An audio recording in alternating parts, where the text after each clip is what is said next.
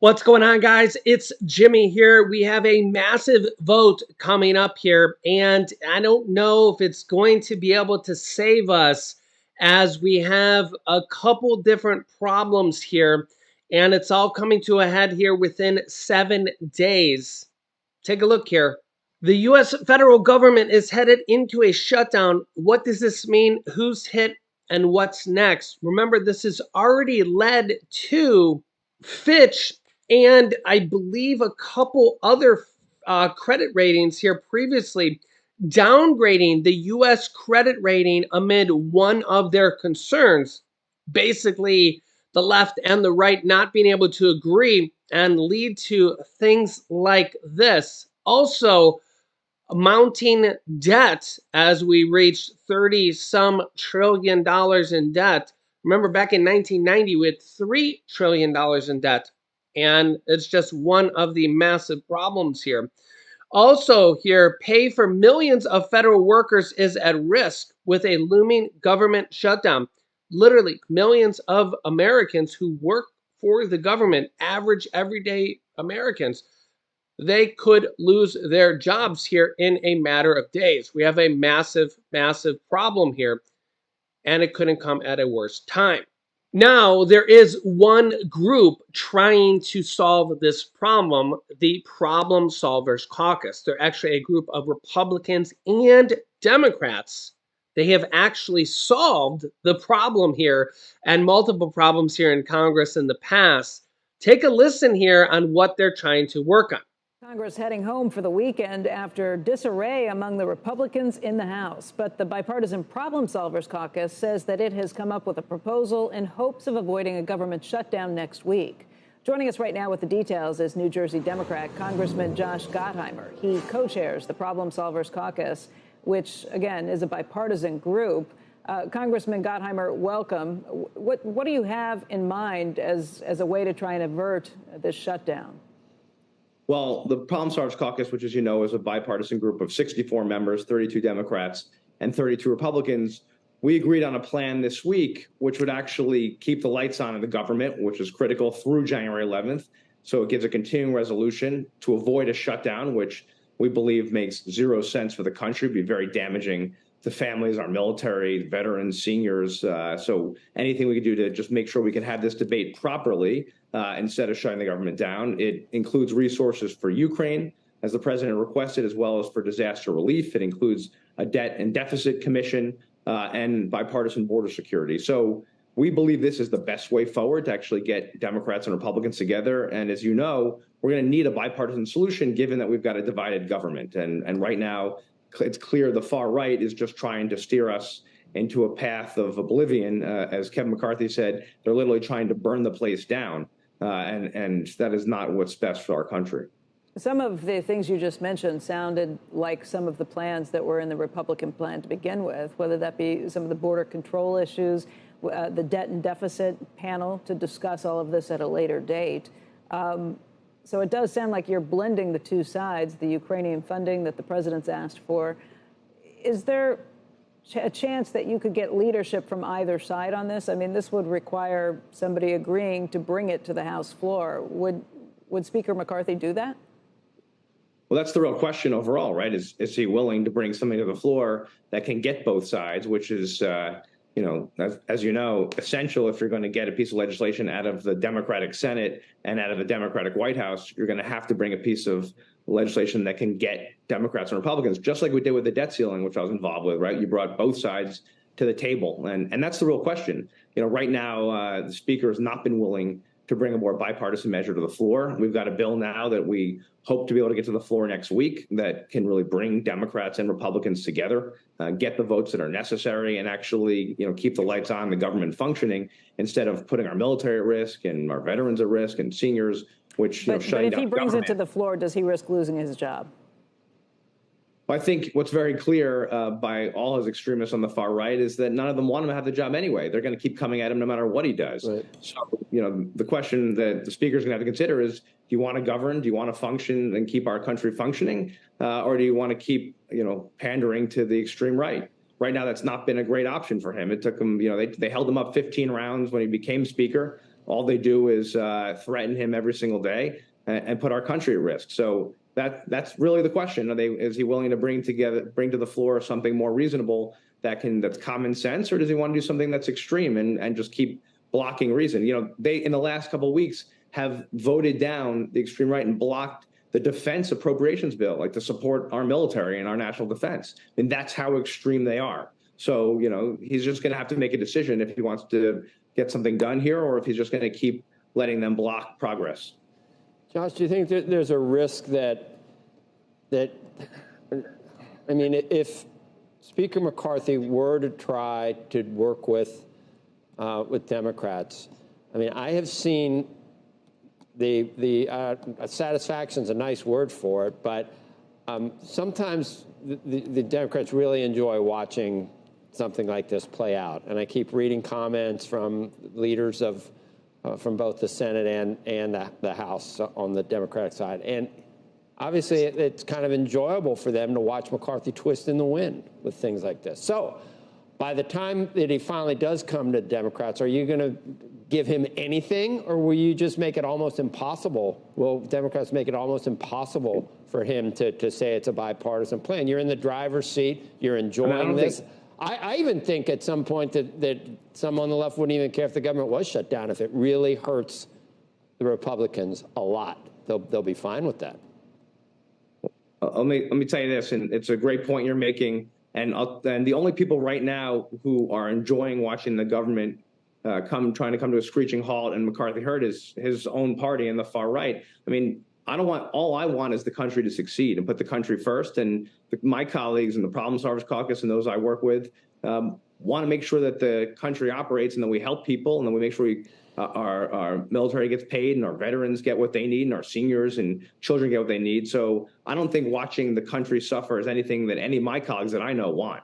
And, you've got, and this is why Kevin McCarthy talked about his own party saying they were trying to burn the place down, the extreme right. And maybe that's what they want to do. They want to see our country fail. The only people who win in these instances are the government of China, Russia, right? They like watching us fail. As far as I'm concerned, the only thing we should be doing is getting together, Democrats and Republicans, sitting at a table and trying to figure this out. That's what we did this week in the Problem Solvers Caucus. But now we need Speaker to bring this bill to the floor, let us vote on this bill, keep the lights on in the government, and we can have the debate all day long. We did it with the debt ceiling, as you know, and came out with a good bipartisan solution. We agreed to the levels of spending for the country. And now all you've seen happen is the extreme right block every decision we made, every agreement we've made, and literally try to, as Kevin said, burn the place down.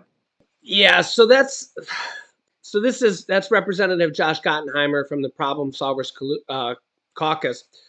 And remember, there are 32 Republicans, 32 Democrats. They're kind of a realistic solution. They come in, they try to problem solve, and they've actually done this for years, and they come in, and this is exactly what they do. When there's a real problems, they come in and they try to fix a lot of solutions. 32 Republicans, 32 Democrats from Congress. And I think this is going to be a really, really tough one because of the interfighting between the Republican Party. And I think Kevin McCarthy is in a really tough position here. If he brings this to the floor to even vote on it, it could actually pass. They could actually prevent a government shutdown. The problem with that is there's going to be a section of the Republican Party that is going to see that as almost a traitor, being a traitorship to his own party, as making a deal with the Democrats and not holding the line with the Republican Party. They want more cuts. They want to shut it down. You know where I'm going there, right? Okay, so the problem with that is that they want the Republican stuff, okay? So they actually could potentially pass a government, and even Trump has called for shut down the government, don't let these people try to even pursue the charges against us, shut it down, etc. Right? We've seen the calls for that. Okay. So the problem here is that if Kevin McCarthy even brings this to the floor for a vote, it could pass because you could get some Republicans and some Democrats to pass 51% of the vote to pass in the House. It could easily be done. 60% in the Senate, a little bit harder, definitely harder. But then you could actually get Republicans calling to impeach Kevin McCarthy or throw him out of his speakership. That could happen too. Now, I don't know who the next speaker for the House would be in the Republican Party. They're going to have the same problems with him. Now, there's not that long left before the next election for the next Republican leader. I don't think they're going to kick the next leader out, whoever it would be for the next Republican Party, because there's not that much time left. But he's going to have the same issues, right? This is kind of the problem right now, and the other issue is that if they don't have a vote, we could have a really extended government shutdown. Republicans want more cuts to all government programs. I see a lot of comments of people that say, like, why do they want to keep helping Ukraine? Why don't they help us? That's really, it's like apples and oranges, right? So like that is trying to prevent World War III, trying to prevent the next Hitler, trying to keep the Russians at bay. It's really whittling down their army per se. That's really a very complex war type situation. It's like in World War II, when you had Hitler taking over country after country after country. How many countries do you let Hitler take over until you step in? And remember, it's not just the US. You have all these other European countries also supplying weapons. In fact, you actually just had Poland step in. You know, the Poland situation is kind of getting very convoluted, where Poland actually just said that they can't keep supplying weapons to Ukraine because they actually have supplied too many weapons to Ukraine. They have to start keeping them for themselves, because remember, they're right on the border of Belarus and they're right on the front lines basically. And that's kind of getting very misconstrued, where they're saying, oh, they're not going to supply weapons to Ukraine anymore. But the reality of it is that they're saying they need to keep the weapons for themselves because they're right on the front line border there of Belarus, which is basically Russian army right there as well. Okay. So you got to remember, it's not just the US supplying Ukraine. We have most of Europe as well. And it's like, again, how many countries would you let Hitler take over until you have to stop him? And it's the same thing with kind of Putin that you have happening there. You have Putin literally took over Crimea, taking over Ukraine, 45 million people, basically infiltrating Belarus. They've also leaked plans to take over Moldova and some other countries as well. And, you know, this is a massive, massive situation. We have hundreds of thousands of people dying, war type situation. They're threatening a nuclear war. So it's a very tricky type situation. On the other hand, you know, people in the comments section, and I totally get this, why don't they take care of Americans? The problem with this is that here in the home front, they're in cost-cutting situation. They're in cost cutting. I mean, the Republicans are literally saying right now they want to cut. So they're not willing to help out anymore. So it's not like they're going to cut funding over there and give it to Americans here, because they're not willing to do that. So it's not like they're going to cut military supplies and stuff over there and then give it to Americans here. That's not even on the table. It's not even an option, because they want to cut. They want to cut over here.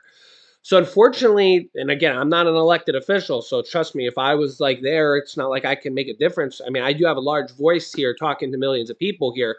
We've had over 200 million views here on YouTube. So again, I definitely do have a voice. I'm talking to millions of people.